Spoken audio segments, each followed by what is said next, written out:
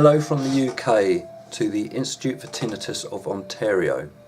My name is Adrian Dickinson and I was contacted by Grant and Bethan Dobson asking if I would like to help or get involved with their organisation, and I'm more than happy to help in any way that I can here in the UK. I have my own YouTube channel devoted to finding paths of recovery and relief from tinnitus. I want this to be, this video, the reason I'm doing this is to put out a message of hope and positive thoughts regarding tinnitus.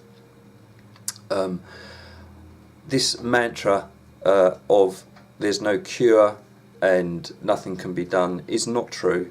There are things that can help you.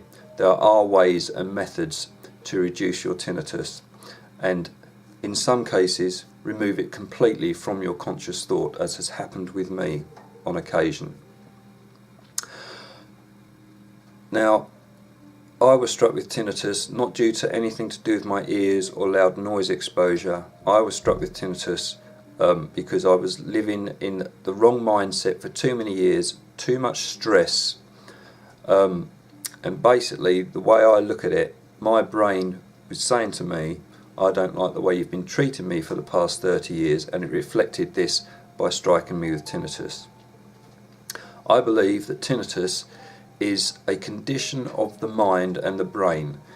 Regardless of the ears, whether you got you were struck with tinnitus by loud noise exposure, which does happen, it is true, you can be struck with tinnitus due to damage to the ears and hair cell damage, that is true. But once that has happened, that's what I believe, once the hair cells are damaged, they are dead, they do not grow back.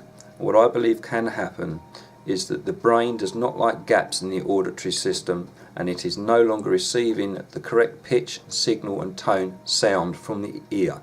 So it will try and recreate its own noise to fill that gap. So even if you have been struck with tinnitus due to loud noise exposure and ear damage, which does happen, it is still the brain that you need to treat, because it is your brain that is creating the noise.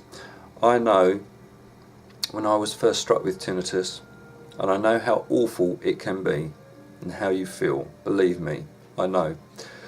I was at what I call a level 10, suicidal. It was only the thought of my young son being without his father that kept me on this planet. But I was lucky enough to reach out to Julian Cohen Hill, a man here in the UK, and once meeting him, I completely changed my thoughts on tinnitus and started to practice his methods, including Tai Chi, meditation, and the whole method of where I have been able to go from a level 10 to a level 1 or 2 where I'm not hearing my tinnitus at all during the day. This was done by methods that calm the nervous system and calm the mind. It was all to do with the mind. And this is what I practice, and this is what I advocate. I have also had periods of time,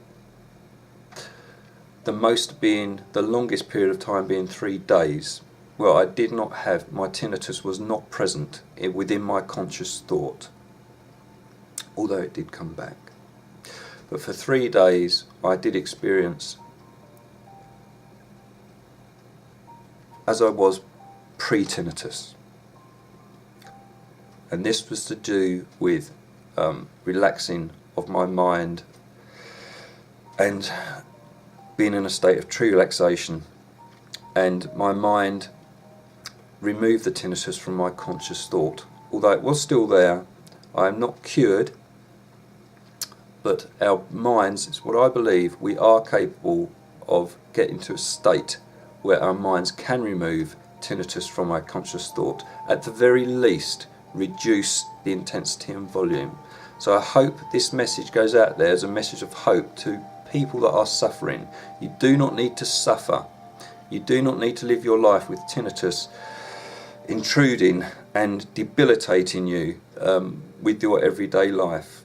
There are methods that can help you. So please feel free to take a look at my channel. I do try to answer posts as often as I can. And I just want to say hi from the UK. Thank you to Bethan and Grant for getting me involved in this, and I hope to hear from you soon. Thanks very much. Bye bye.